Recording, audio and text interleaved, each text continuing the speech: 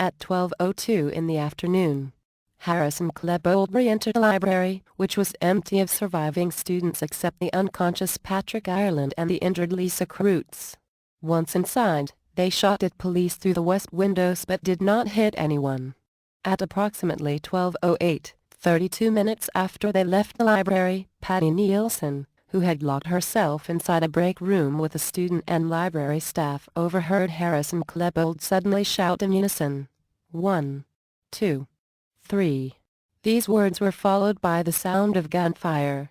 Both had committed suicide, Harris by firing his shotgun through the roof of his mouth, Klebold by shooting himself in the left temple with his Tech-9 semi-automatic handgun. Patrick Ireland had regained and lost consciousness several times after being shot by Klebold.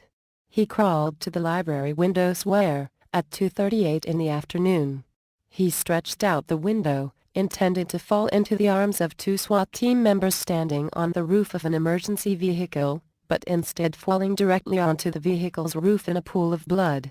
They were later criticized for allowing Ireland to drop more than 7 feet to the ground, while doing nothing to try to ensure he could be lowered to the ground safely or break his fall. 18-year-old Lisa Kreutz, shot in the shoulder, arms, hand and thigh, remained in the library.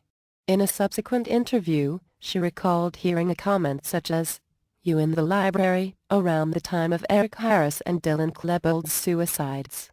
Kreutz lay in the library, keeping track of time by the sound of the school's bells until police arrived. She had tried to move but became lightheaded. She was finally evacuated at 3:22 along with Miss Nielsen, Brian Anderson and the 3 library staff who had hidden in the break room. By noon, SWAT teams were stationed outside the school, and ambulances started taking the wounded to local hospitals. Meanwhile, families of students and staff were asked to gather at nearby Leawood Elementary School to await information. A call for additional ammunition for police officers in case of a shootout came at 12:20. The killers had ceased shooting just minutes earlier. Authorities reported pipe bombs by 1 in the afternoon, and 2 SWAT teams entered the school at 1:09 in the afternoon, moving from classroom to classroom, discovering hidden students and faculty.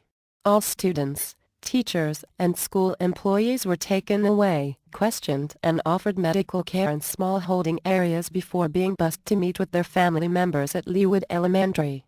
By 3 in the afternoon, Dave Sanders had died of his injuries before SWAT officers could take him to get medical care.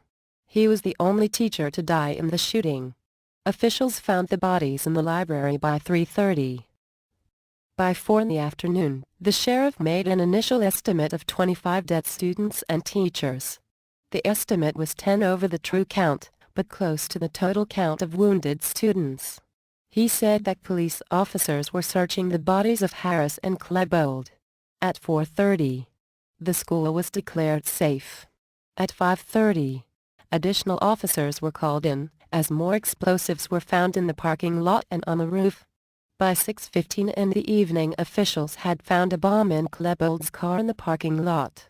The sheriff decided to mark the entire school as a crime scene. 13 of the dead, including the shooters, were still inside the school at the time.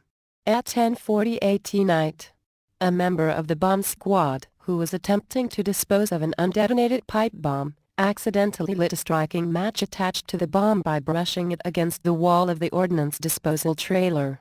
The bomb detonated inside the trailer but no one was injured.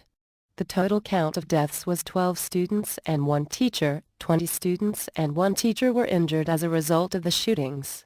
3 more victims were injured indirectly as they tried to escape the school. Harris and Klebold are thought to have committed suicide about 49 minutes after they started the massacre.